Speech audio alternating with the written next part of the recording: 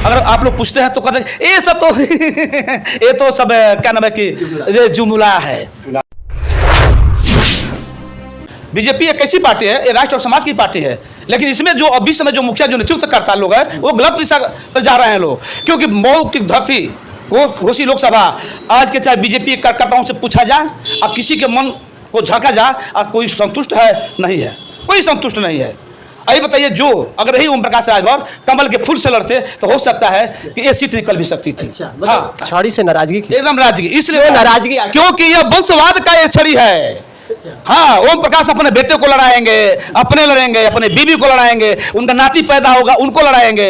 ये वंशवाद की पार्टी है, राष्ट्रवाद की पार्टी नहीं है, न परिवारवाद की पार्टी। परिवार मीन्स जानते हैं, माननीय मुलायम सिंह बाबू जी का पार्टी है, उसमें भाई भतीजा सभी लोग हैं, वो परिवारवाद की बात आती है। राष्ट्रवाद में बीजेपी आती है, कांग्रेस भी है, तो वो भी सबको लड़ाती है। ये नहीं कि खाली बस पूरे अपने वंश में रह जाते, परिवार में रहता है। और ये ओम प्रकाश जी हैं, समाजवादी पार्टी 17 सीट दी थी, मात्र 2 ही सीट लड़े, बाप बेटा। महेंद्र भी तो था, लड़ा, क्यों ना उसको भी लड़ा दिए। हमने तो कहा था कि अगर राष्ट्रीय पार्टी बनाना चाहते हैं, मजबूत करना चाहते हैं, तो मैं तो चूँकि बैक डोर से कहा था, किसी द्वारा कहलवा दिया था कि ओम प्रकाश को बोल देना कि समाजवादी पार्टी से 17 सीटें मिली हैं, 14 विधायक जीतते हैं तो रजिस्टर्ड पार्टी हो जाती है। और हमको नहीं कहना चाहिए, लेकिन हमने कहा था कि भाई देखिए, घर तो अपना है। मैं भी कहता हूँ चलो घर तो भैया अपना है, भाई हो भाई, हमने मान लिया तो घर को जब हम छाया तो फूकना तो नहीं चाहता हूँ, लेकिन ये कहावत है कि जब कैंसर यहाँ हो जाती है ना, तो यहाँ से काट कर फेंकना भी पड़ता है। आज जिस मंडी में अगर ज़्यादा खटमल हो जाते हैं तो उसको फूकना भी पड़ता है। ओम प्रकाश राजभर के इस पार्टी में आने पर कैंसर आप लोगों को नजर आता है? देखिए, ओम प्रकाश राजभर कहा था कि आज जीवन में चुनाव नहीं लड़ूंगा, तो लोकसभा, राज्यसभा, विधानसभा सभासद कहीं कुछ नहीं। तो मैं पूछना चाहता हूं ओम प्रकाश राजभर से को कि ओम प्रकाश राजभर जो आपने कहा क्या उस बातों पे अमल रहा? अगर आप लोग पूछते हैं तो कहते हैं ये सब तो ये तो सब क्या नाम है कि ये जुमला है, एक चुनावी जुमला है। तो जब जुमला तो क्या है, समाज भरुआ है, समाज कोई अस्तित्व नहीं, समाज कोई मान नहीं, समाज का तुमको अधिकार देगी, या तुम जो है इस समाज के बात की जब बात होगी तो अपने बेटे को देखोगे, अपने आप को देखोगे। एक अभी बेटा उसका, अगर मान लीजिए ठीक है, ओम प्रकाश जब कैबिनेट बन गए तो क्या जरूरत है कि अपने बेटे को ही लड़ावे? अगर जब वो अक्षय को मानता है कि अक्षय ने अपना, मैं तो सब बर्बाद कर दिया, भट्टा प्रधानी प्रमुख की सब कुछ, हमारे पास तो कुछ नहीं बचा, मैं तो रोड पे हूँ, क्यों ना वहीं को लगा दिया तो ओम प्रकाश राजभर। तो मैं जानता कि आप पुराने अपने साथी को पकड़ लिया, तो जब पुराने को पकड़ लिया तो मुझे आएगा। तो मैं चैलेंज साथ कहता हूँ कि पूरे मेरे हिंदुस्तान में कहीं भी राजभर है फिर पुनः वो आ जाता, मैं चैलेंज साथ कहता हूँ, जो पुराने सब, लेकिन ऐसा नहीं वो करेंगे। ओम प्रकाश राजभर जानते हैं कि हमसे बड़ा कोई आगे ना निकल जाए, तेज ना हो। 17 में भी उनको दिया गया, फिर अब भी कैबिनेट भी बना है, लोकसभा के भी टिकट मिल गया, MLC भी दे दिए। मैं तो बीजेपी के उन लोगों से कहना चाहता हूं कि क्या आप लोगों के पास राजभर नहीं रहा है? बीजेपी में एक ओम प्रकाश से पावरफुल व्यक्ति पड़े हुए हैं लोग, जो बीजेपी पहचान नहीं पाती है, समझ पाती है कि मेरे पास कोई कार्यकर्ता है।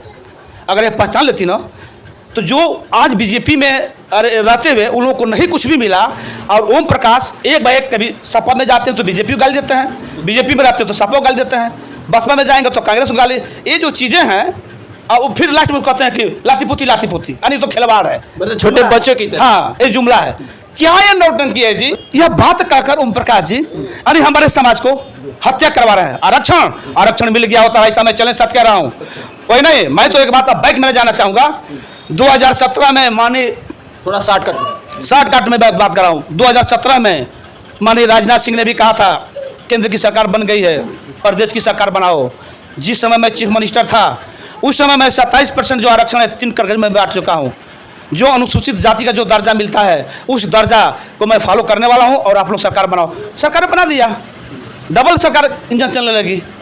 फिर उसके बाद कहीं कुछ नहीं मिला। मैं तो राजनाथ सिंह से भी चाहूँगा कि राजनाथ सिंह बाबूजी, आपको हमारी बात को सुनो तो खवा कर रहा हूँ, उस चीज़ कि आप ध्यान दें कि हमने बैठ के आप बात कर ले जा, कुछ गोपनीय भी बात कर लें कि आप हम कहाँ हैं, हमारे जो जाति हो और आप कहाँ हैं, ये के भी आप ध्यान दें कि मैं बनारस का और चंदौली का राजभर सिंह लिखता है, मैं भी हूँ वही जो आप हो।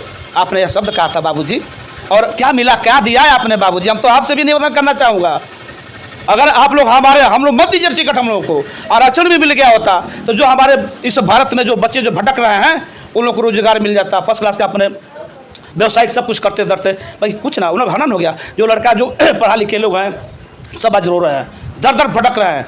आरक्षण भी कहीं कुछ नहीं, कहीं कुछ नहीं। आखिर में 10 वर्ष की सरकार चल रही है बीजेपी की, कितनी भर्तियाँ हुआ तक कैसे हुआ, अब फिर भर्ती जो हो भी रहा है फिर पेपर आउट हो जा रहा है, सारे बच्चों का भविष्य खराब हो रहा है। इन सब चीज़ों पर कौन विचार करेगा? जो सरकार में है उसकी जिम्मेवारी बनती ना है। लेकिन जब वो लोग अगर नहीं विचार कर पाते हैं तो क्या कमी बच्चों की है, कमी समाज का है, कमी सबका है? अरे शासन प्रशासन आप लोगों के हाथ में है, जो चाहो सो आप लोग करते हो। और आप लोग ये सब चीज़ों पर जनता के विषय में नहीं सोच पाओगे तो कल के लिए फिर जनता क्या करेगी? जनता भी वही करेगी जो आप लोगों को भोगना पड़ेगा।